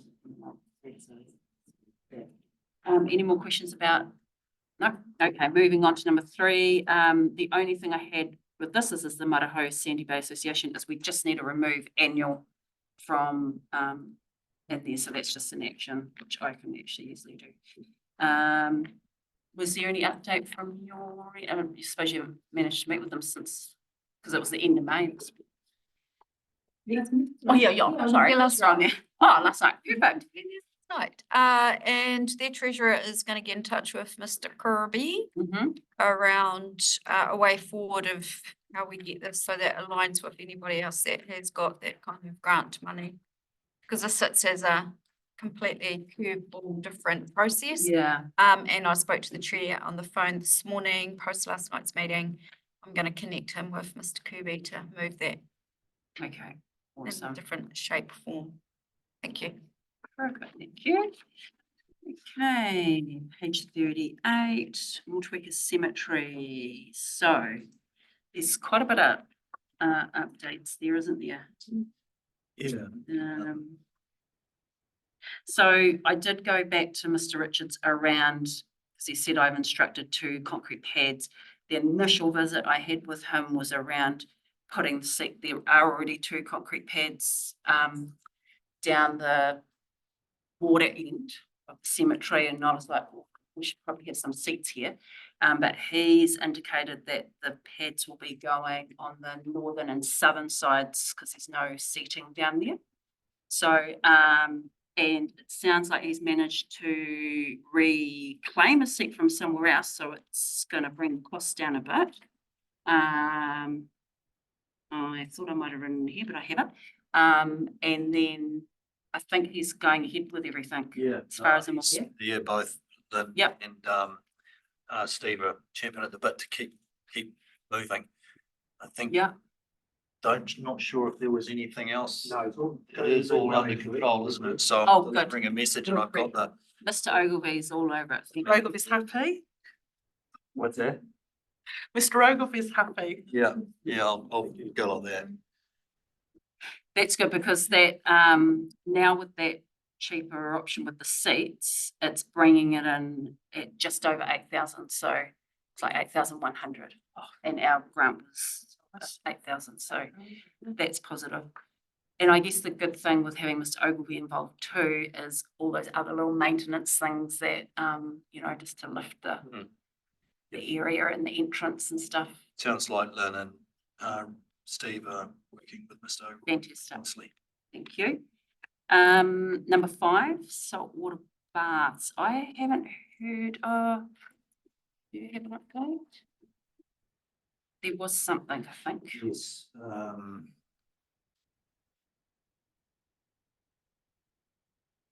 This is an update with regard to one of my projects for this year, landscaping the saltwater baths entrance. Planting plan has been modified due to concerns about lack of space for sailing boats to set up rigging, etc. That's right. Planting will be carried out over the next couple of months. Yeah, great. Dex Reserve, Rand State table setting landscape. Yeah, well, through the chair, that's going to be, I guess we're going to be working together on making sure whatever landscape plan is here, that's been passed on to our landscape architect who's developing Dex Reserve, and it's well from Kamanu. So there's going to be some synergies around, you know, the planting over there, which is really probably going to be more shade trees on some of the mounds. Around with me, but I mean, that's something that we still can communicate with. It's not going to be happening immediately, although you know, you want the right time of year to be doing that stuff. So I think it's important to connect the library and the playground in some way. Notwithstanding you, we have already said something along those lines already. So you know, that'll still be work in progress with the community board. Just a quick question. Now, you guys actually might know, I haven't even come and investigated myself, but last month, I think there was some activity out the front here Do we know what that was? There was digging and it's not a path. All I'm thinking about was with seating, where that's going, because as mentioned, construction's underway. Just because there's been community events here where they've utilised the stage and sometimes they've come out further. So I'm just hopeful that the seating's not going to be in the way of potential community events. Fortunately, I can't give you the detail on that, but I'll ask Steve to make sure that he communicates with both yourselves. Is that all right to show where I was fully aware that he knew that there was special events that happened here, and there's certain areas of this reserve that are untouchable as a result. So I'd be really surprised if Steve hasn't considered that. Just reach out to us with a map and say, this is where I'm thinking here and here, and then we know. Bear with me. He sent something, which I thought he said he sent to you, Madam Chair. I've seen a picture of the actual design, which is really good. It's from the men's shed and it's I should have given you a copy and then we could put it up, but basically it's sort of octagon style shape, but it's open at one end. So wheelchair access underneath, and the table's circular, I think. Clever, actually. It's really quite clever. Yeah, it's a neat piece. But just, because they're quite large, it'd be good to know where they're going. Thank you. Treewaba Street, number 7. What are we up to with that? This is the cycle walkway path. The last update, I don't know if you know, Tony, was new gravel path installed in Lincoln car park. Is this complete? Yeah, that's done. So we can close that action? Yeah. Yep. Fantastic. Maybe, I don't know. Okay, so that's closed, which is great. So we're moving on to the new projects, which Deputy Chair will give us a quick run through and update. So the first one, that's straightforward. There's no update on that. The second one, I've got a meeting this coming week with Adele from the eyesight to have a look at ideas of what designs they would like on the map. So that's ongoing. And then, sorry. I'm just saying, just because not everyone in the papers, just say. Oh, sorry. Yes. So the first one was the Wharepapa Grove Reserve seat. So that's ongoing. The second one was the revamp of the Motueka map outside the eyesight. So that's what we're looking at, chatting with Adele, who's the new manager there. And then moving down to install a picnic table and seating at the northern end of the Coomerers, the foreshore.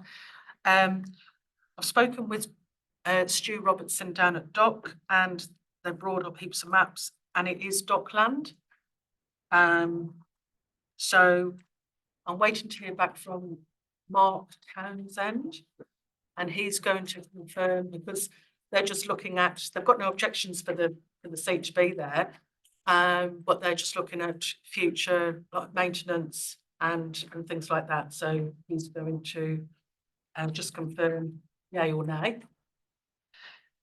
And then moving down to the shade sale over the outdoor gym equipment at Memorial Park, there was a concern raised at the last meeting about having a shade sale over the gym equipment, but not on the playground equipment. But doing some research, the outdoor gym equipment at Saxon Field and Tapawera has got shade sale over it, but not on the playground equipment.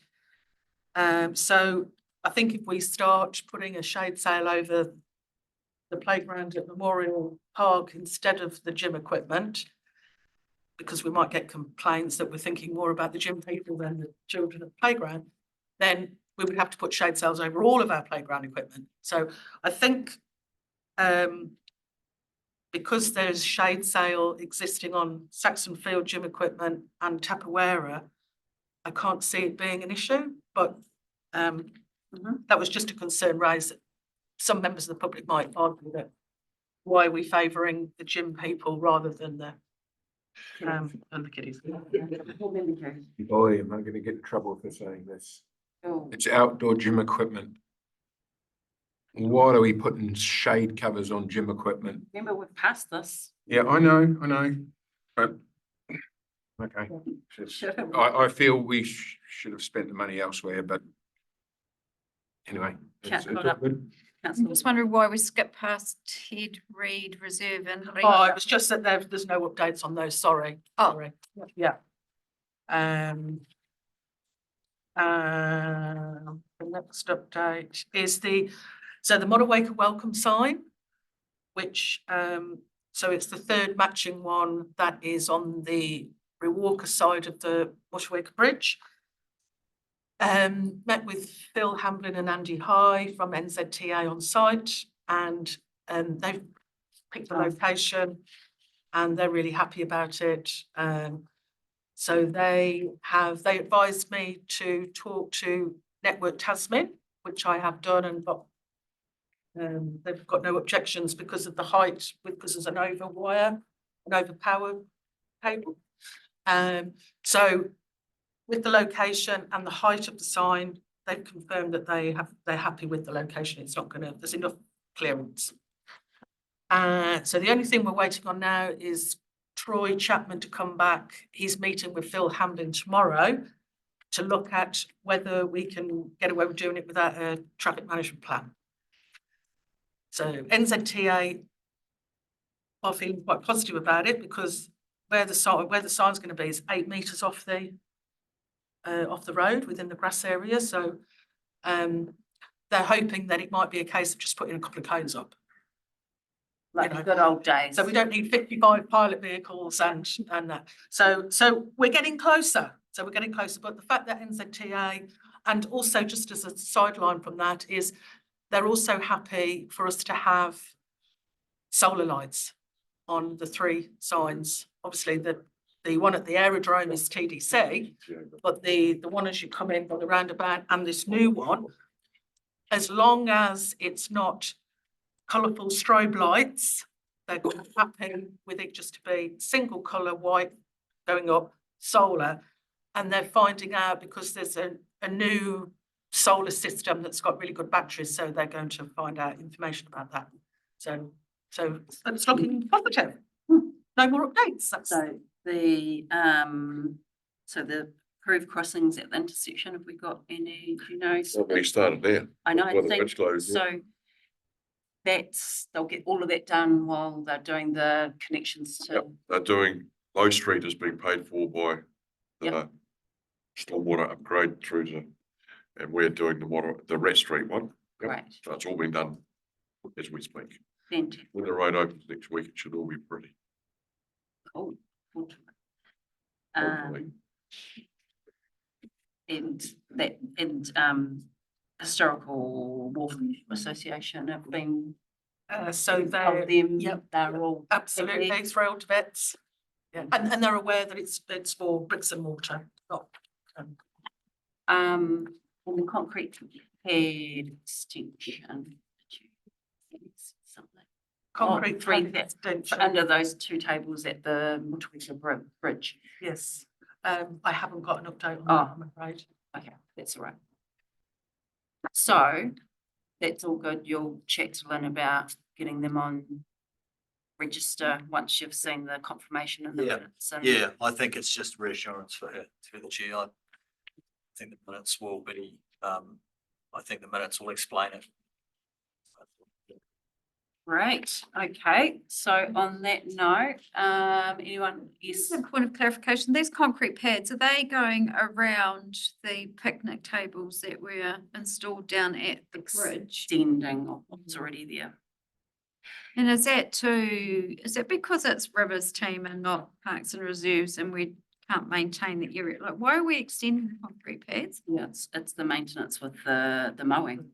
The grass is, when you're sitting at the table, there's grass right there. It's the mowed next to concrete- the grass. Yeah, the concrete pad isn't big enough, it doesn't go out enough, so you're sort of climbing over grass to get into the seat.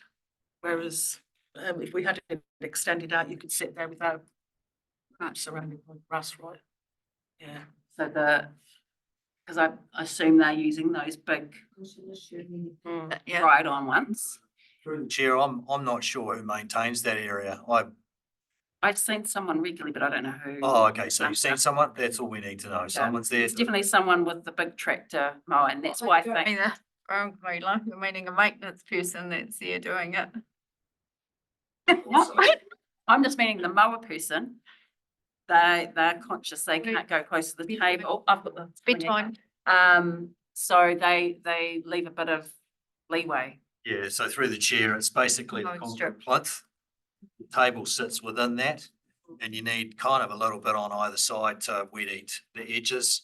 Sounds to me like the tables are almost as big as the Yeah. concrete plinth, Yeah, and you So wet probably wet eating the table of the leg tables, you know? yeah. That's probably what's happening. So, or they might just need a bit of room and they don't wet eat and they just mow. Yeah, they So just it know. might be just I like a think mowing that's what the strip. problem is, that Yeah, they don't, so, the mower can't get. yeah, Potentially for one of the reasons to see.